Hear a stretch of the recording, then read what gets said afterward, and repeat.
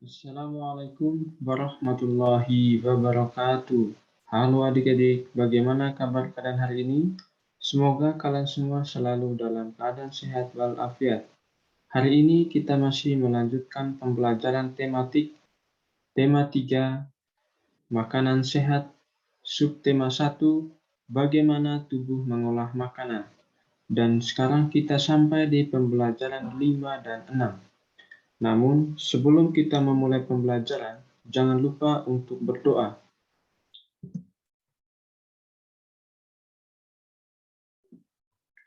Suatu pagi, Dayu mengeluh sakit perut saat ia sedang berbaris dan bersiap masuk ke kelas. Setelah dicari tahu, ternyata Dayu tidak sarapan. Malam sebelumnya, ia juga terlambat makan malam. Akhirnya, sakit mahnya pun kambuh. Banyak orang berpikir bahwa penyakit ma hanya bisa diderita oleh orang dewasa. Ternyata anak-anak pun bisa terkena ma. Apa penyebabnya? Apakah gejala ma yang dialami anak-anak sama dengan yang dialami orang dewasa? Pada anak-anak yang mudah memproduksi gas pada lambungnya memiliki pantangan makanan. Misalnya, tidak boleh makan pedas dan asam. Mereka harus banyak makan sayur dan buah, serta tidak boleh terlalu banyak makan mie instan. Oleh sebab itu, anak-anak perlu terus diingatkan untuk selalu menjaga apa yang mereka makan. Fungsi alat pencernaan kita adalah untuk memproses pemecahan makanan menjadi sari-sari makanan sehingga dapat digunakan oleh tubuh. Untuk mencerna makanan, diperlukan organ pencernaan. Bahan makanan yang kita makan tidak langsung diserap oleh sel-sel tubuh. Sebelum diserap, bahan makanan harus dicerna melalui proses pencernaan.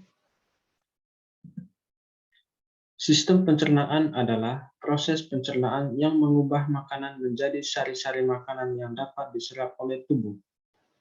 Proses pencernaan makanan pada tubuh terbagi menjadi dua. Yang pertama, pencernaan mekanik, dan yang kedua, pencernaan kimiawi. Pencernaan mekanik adalah proses mengubah makanan menjadi lebih kecil dan lembut, sedangkan pencernaan kimiawi adalah proses mengubah zat makanan yang kompleks menjadi zat yang lebih sederhana dengan enzim, sehingga mudah diserap oleh tubuh. Nah, pada pembelajaran sebelumnya, kamu telah mempelajari sistem pencernaan pada manusia. Alat-alat pencernaan manusia terdiri atas mulut, kerongkongan, lambung, usus halus, usus besar, dan anus.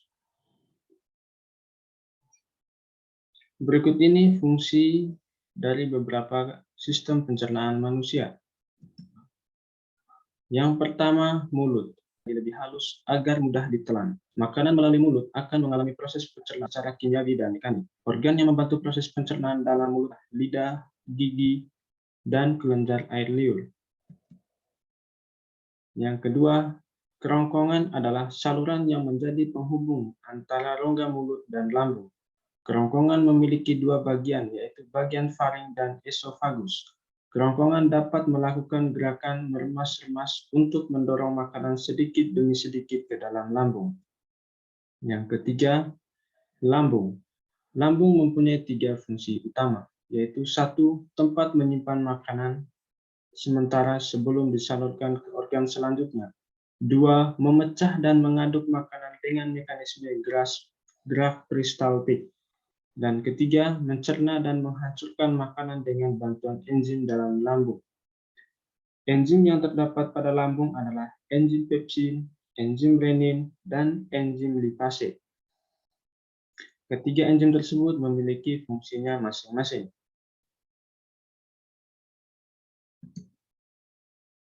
Usus halus. Usus halus berfungsi sebagai tempat penyerapan sari-sari makanan.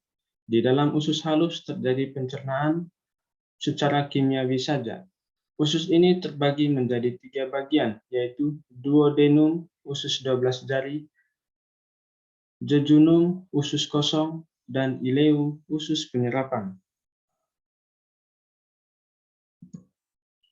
Usus besar. Usus besar berfungsi untuk proses pembusukan yang tidak dapat diserap oleh usus halus. Proses pembusukan di dalam usus besar dibantu oleh bakteri yang bernama Escherichia coli. Selanjutnya, sisa makanan yang tidak bisa diserap lagi atau sudah habis nutrisinya akan dikeluarkan dalam bentuk feses.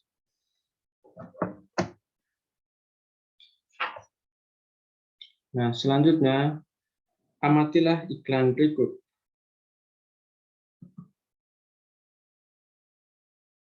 Iklan tersebut menjelaskan tentang gaya hidup sehat. Organ pencernaan yang sehat juga didukung oleh gaya hidup yang sehat. Gaya hidup sehat membuat kita menyadari pentingnya kesehatan dan menghindarkan kita dari kebiasaan buruk yang dapat mengganggu kesehatan.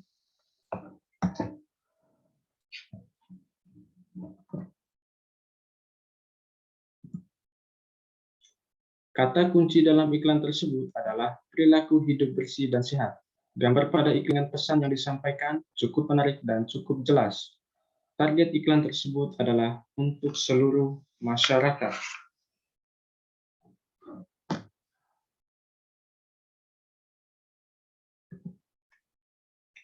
Ternyata sesuatunya menjadi indah. Layaknya pelangi yang beraneka warna, begitulah seharusnya kita melihat perbedaan. Bayangkan jika semua pelangi memiliki warna yang sama. Tentu kurang menarik untuk dipandang, bukan? Bayangkan pula dalam sebuah iringan lagu, hanya terdapat satu alat musik saja. Pastinya akan terkesan monoton. Sebagaimana halnya perbedaan budaya dan istiadat, alat musik daerah pun bisa beraneka ragam bergantung dari daerah yang bersangkutan. Berikut ini beberapa alat musik dari daerah yang berbeda.